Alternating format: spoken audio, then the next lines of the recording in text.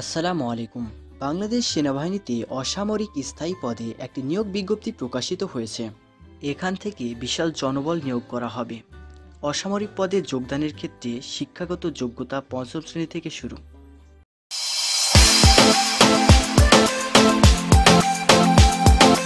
বাংলাদেশ সেনাবাহিনীতে স্থায়ী শারীরিক ত্রুটির কারণে যারা বাদ পড়েছে তাদের জন্য সেনাবাহিনীতে যোগদানের এটি একটি বিশেষ সুযোগ।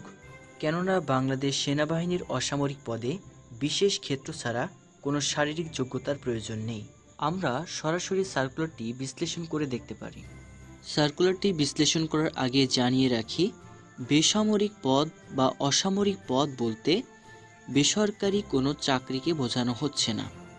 এই সার্কুলারের প্রত্যেকটি ক্যাটাগরির চাকরি হবে সরকারি চাকরি, সুতরাং সরকারি সকল সুযোগ সুবিধাই এখানে পাওয়া যাবে। এখানে মোট 897টি পদ রয়েছে। তার মধ্যে 1 নম্বরটি হচ্ছে ড্রাফটম্যান, গ্রেড 15। ড্রাফটম্যান বলতে আমরা কি বুঝি?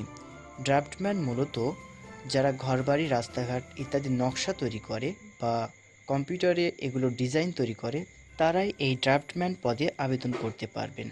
এখানে যোগ্যতার প্রয়োজন আছে। এখানে আবেদন করার আগে অবশ্যই সার্কুলারটি ডাউনলোড করে ভালোভাবে পড়ে নেবেন।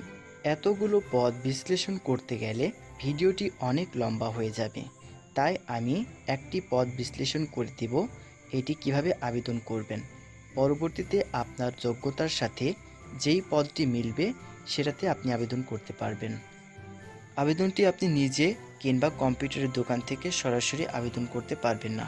আবেদনটি করার জন্য আপনাকে একটি ফর্ম ডাউনলোড করতে হবে। সেটা যথাযথ প্রিন্ট করার পরে পূরণ করতে হবে। পূরণ করার পরে সার্কুলারে দেওয়া প্রয়োজনীয় কাগজপাতি একসঙ্গে করে আপনাকে ডাক অফিসের মাধ্যমে কিংবা কুরিয়ার সার্ভিসের মাধ্যমে যেই সেনানিবাসে আবেদনপত্রটি জমা দেওয়ার কথা বলা হয়েছে পদ অনুযায়ী, সেই সেনানিবাসে প্রেরণ করতে হবে।